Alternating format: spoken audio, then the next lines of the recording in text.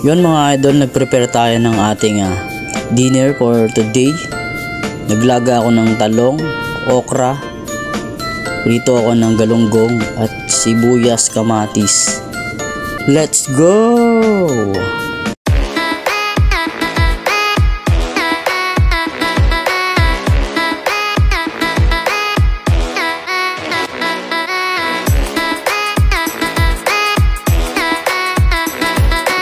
So yun, namili ako ng galunggong. Meron tayong okra, talong, kamatis, sibuyas, mantika, toyo, kalamansi at asin. Let's go.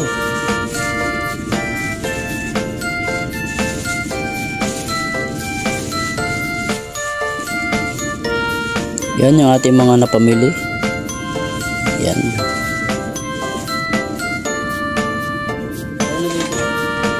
So, i-prepare na natin ang ating okra at saka talong para hugasan at ating mailaga na.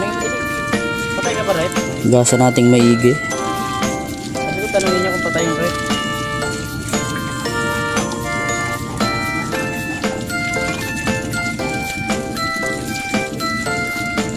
Yan, sarap na ito mga idol. So, i-ready na rin natin ang ating kamatis. Huwain na natin.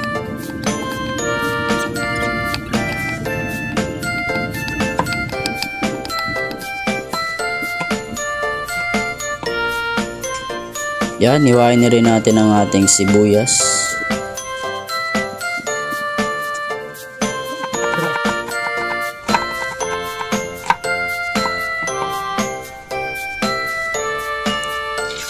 Mainit na ang ating mantika. Lagyan na natin ang ating isda, ang ating galunggong.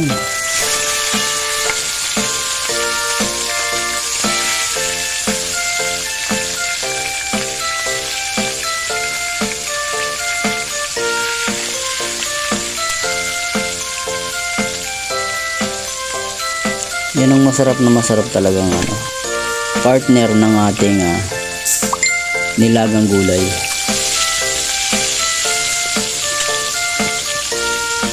So yan, nag-prepare na rin ako ng sinaing. Yan, salang na natin at tatluhan naman ang ating kalan.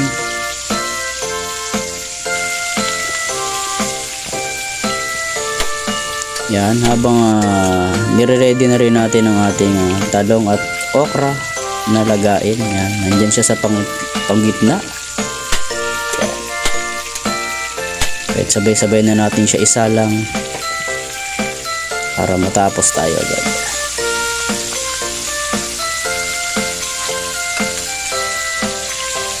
So yan, balik na rin natin ang ating isda.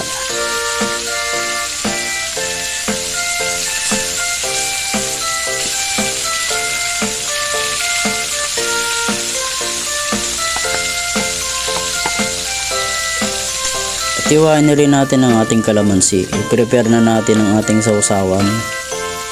Yan.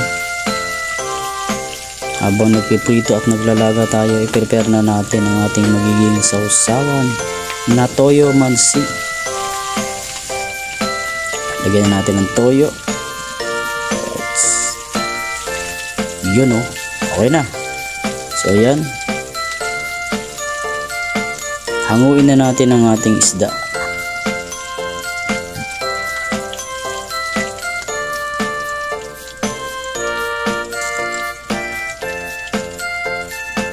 Yun, sarap.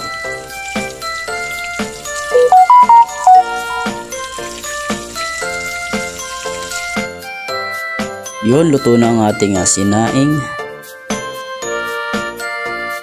Yan, ang ating okra at talong. Atin nang tignan kung malambot na. Yan, malambot na siya.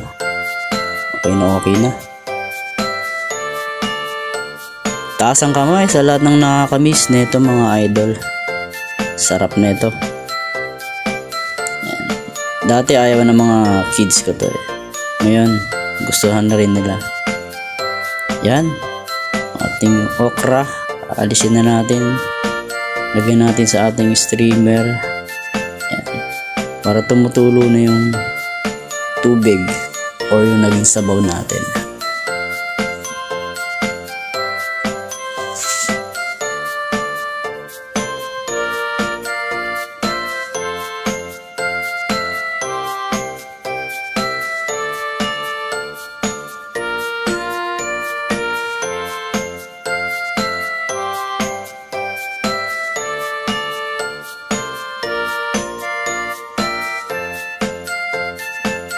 So ayan, kasi na rin natin ang ating talong. Umuusok-usok pa.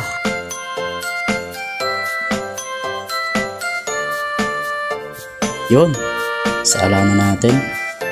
Then bubuksan natin siya ngayon. Ganyan ang ginagawa ko. Yan, binubuksan ko siya kasi may instances na minsan may mga sa loob pag may butas, kaya kailangan magaling kayo pumili ng mga talong. Yung iba kasi pag may butas ay ibig sabihin may laman dun sa loob. So yan, sinusure ko lang na walang laman sa loob, kaya binubuksan ko siya. Yan, hinihiwa ko siya.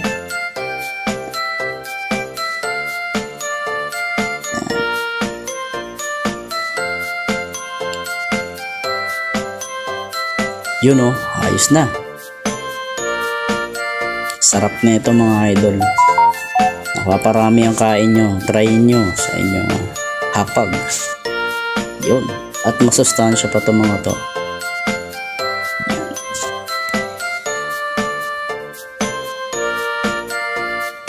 Alright, ready na. So ito na ang ating pinakang final at finished product natin.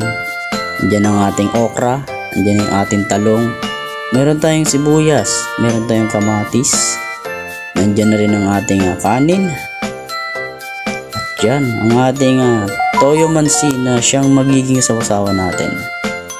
Alright, yan ang ating galonggong na prito. Enjoy mga idol, kakain na. Thanks for watching. Bye bye.